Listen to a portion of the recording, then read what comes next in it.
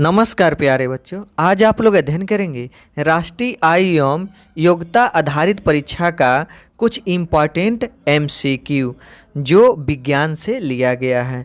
तो जिसमें से पहला प्रश्न है, पराश्रव्य तरंगों की आवृत्ति होती है। तो पराश्रव्य जिसे मानव नहीं सुन सकता या सुने तो उसे कान के पर्दे फट सकती है, बहुत ज़्यादा तरंगे होती है, तो उसकी आवृत्ति होती है 20,000 हर्ट्ज से अधिक। तो पहला का ऑप्शन डी सही है। अगला दूसरा प्रश्न, ध्वनि का वेग अधिकतम होता है। तो ध्वनि का वेग जो अधिकतम होता है इसमें से स्टील में होता है। तो दूसरा का ऑप्शन डी सही है। अगला तीसरा प्रश्न, घड़ी में मिनट वाली सुई का आवर्तकाल होता है। आवर्तकाल का मतलब एक चक्कर, यानी कितना समय में लगाती है। तो तीसरा का ऑप्शन बी, यानी जो मिनट वाली सुई है उसका आवर्तकाल, आवर्तकाल का मतलब एक चक्कर, वो कितने समय में पूरी करती है, तो 1 घंटे में। अगला प्रश्न, ध्वनि की आवृत्ति से तात्पर्य है। तो ध्वनि की आवृत्ति से तात्पर्य तो प्रति सेकंड कंपनों की संख्या। कोई भी ध्वनि हमें यानी आवृत्ति के द्वारा ही सुनाई देती है, कंपन के द्वारा ही। अगला जो प्रश्न है इसमें कि एक वस्तु 10 सेकंड में 500 बार दोलन करती है, तो वस्तु की आवृत्ति होगी। तो वस्तु की आवृत्ति क्या होगी, तो कुछ करना नहीं है, बस 500 में 10 का भाग कर देना है, तो यह 50 आएगा। यानी इसकी आवृत्ति होगी 50 दोलन प्रति सेकंड, यानी 1 सेकंड में। यानी उसी तरह से मालूम चल रहा है कि 10 सेकंड में 500 बार दोलन करती है, यानी चक्कर लगाती है, तो 1 सेकंड में कितने बार में लगाएगी, तो 50 बार में। तो इसका पांचवा का ऑप्शन सी सही है। अगला प्रश्न, ध्वनि में संचरित नहीं हो सकती है। तो कहाँ पर, तो निर्वात में, क्योंकि जहाँ पर वायु न हो, निर्वात हो, वहाँ पर ध्वनि संचरित नहीं होगी। तो 7वां का ऑप्शन सी सही है। एक सामान्य दोलन की आवृत्ति 10 हर्ट्ज है, तब दोलन 4 सेकंड में कितने दोलन करेगा। जो दोलक है यानी घूमने वाला जो है 4 सेकंड में कितने दोलन करेगा, यानी कितना चक्कर मारेगा। तो इसका जो ऑप्शन है, अगर आवृत्ति 10 हर्ट्ज है तो 4 सेकंड में, यानी 10 हर्ट्ज का मतलब 1 सेकंड में, यानी कहने का मतलब 1 सेकंड में यह 10 चक्कर मार रहा है, तो 4 सेकंड में कितना चक्कर मारेगा, 40 चक्कर। यानी दोलन को ही चक्कर कहते हैं, अपने भाषा में समझ ले। तो 8वां का ऑप्शन ए सही है, यानी 40। तो यहाँ पर यह। फिर अगला, क्लोरोफ्लोरोकार्बन वायुमंडल से कम करता है।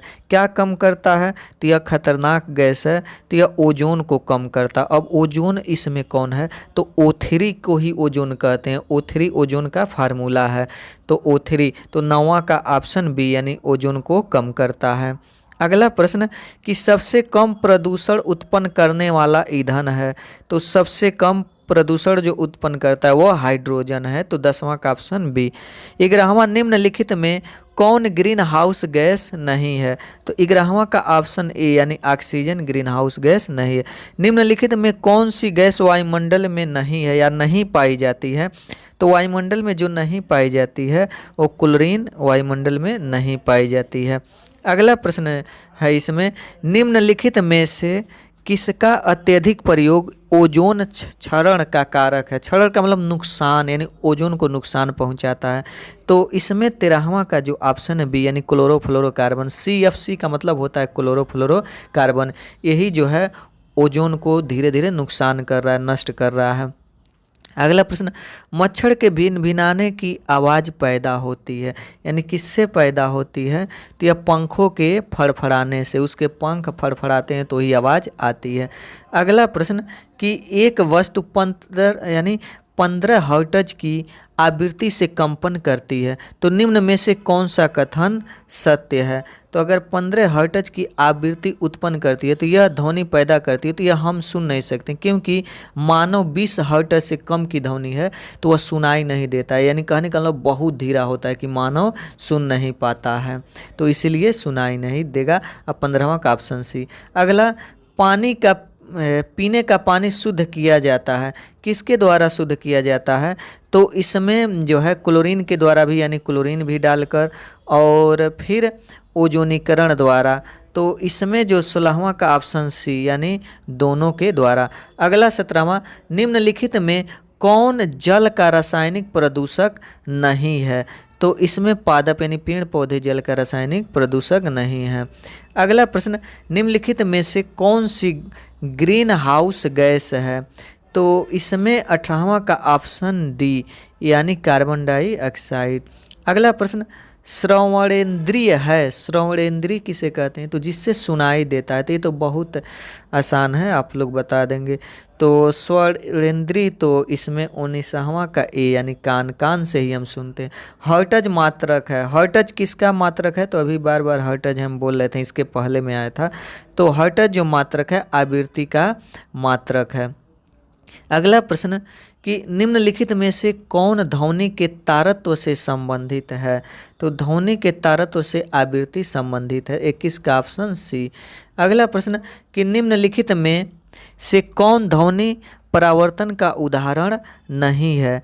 तो इसमें जो है 23 का ऑप्शन सी यानी खिलौना, टेलीफोन।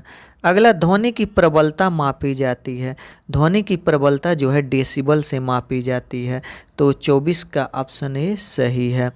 अगला इसमें प्रश्न है कि ध्वनि की प्रबलता निर्भर करती है, किस पर निर्भर करती है? तो ध्वनि की प्रबलता आयाम पर निर्भर करती है। आयाम ज़्यादा रहेगा तो ध्वनि ज़्यादा होगा, आयाम कम रहेगा तो ध्वनि कम होगा। अगला प्रश्न, भूकंप की निगरानी के लिए कौन सी ध्वनि का प्रयोग किया जाता है? तो इसमें जो है ऑप्शन कि जो इसमें से तो कोई नहीं है, तो इसीलिए 35 का ऑप्शन डी। अगला प्रश्न, गला जिसको लाइरिक्स को कहा जाता है, तो क्या कहा जाता है गला को?